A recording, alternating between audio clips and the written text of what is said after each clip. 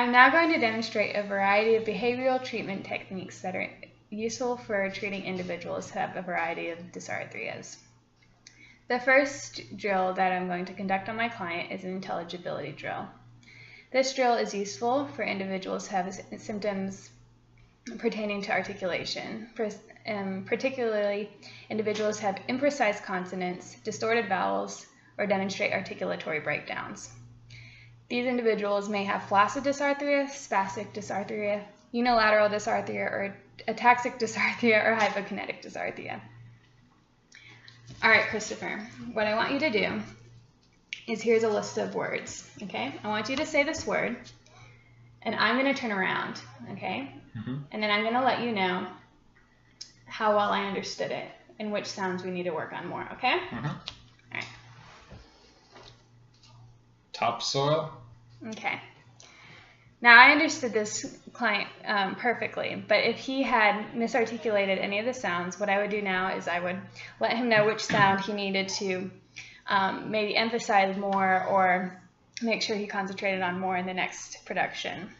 This could also be, this intelligibility drill can also work for sentences. So can you read this sentence for me?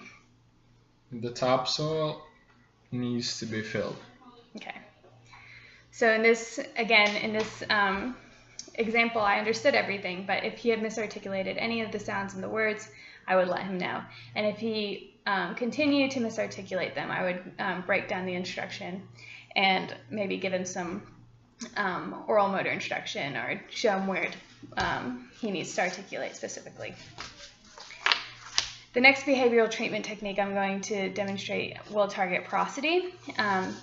The client will be chunking utterances into syntactic units, and this is useful for individuals who demonstrate symptoms of irregular pauses due to limited breath support.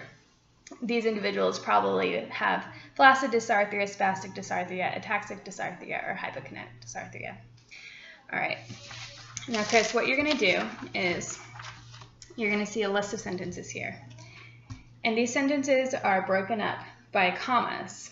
Each time you see a comma, I want you to breathe in, okay, and continue, okay?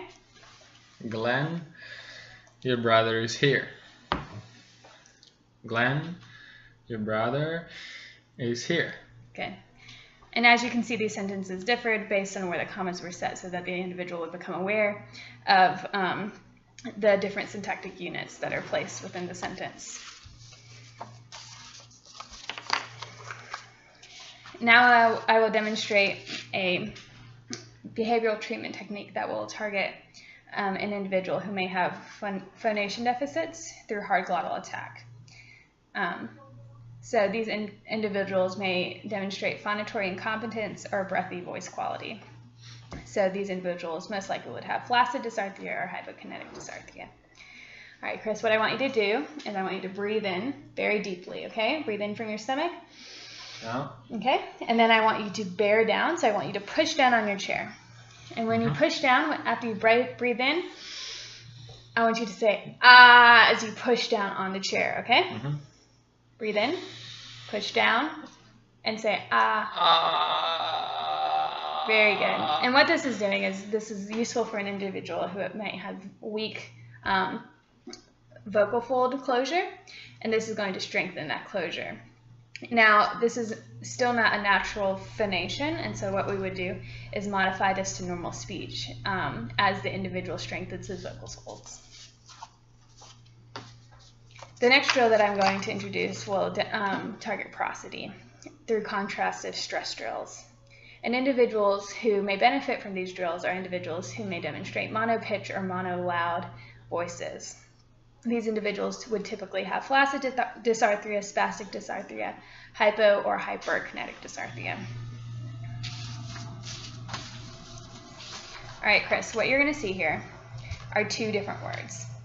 And different parts of the word are bolded. Like here, lady is bolded in ladybug, but then here, bug is bolded in ladybug. Okay, can you read that and emphasize it when you see the bolding? Ladybug. Ladybug. Good. Now I want you to say it in a sentence in the different stresses. The ladybug crawled on the leaf. Maria said, don't let that lady bug you. Okay.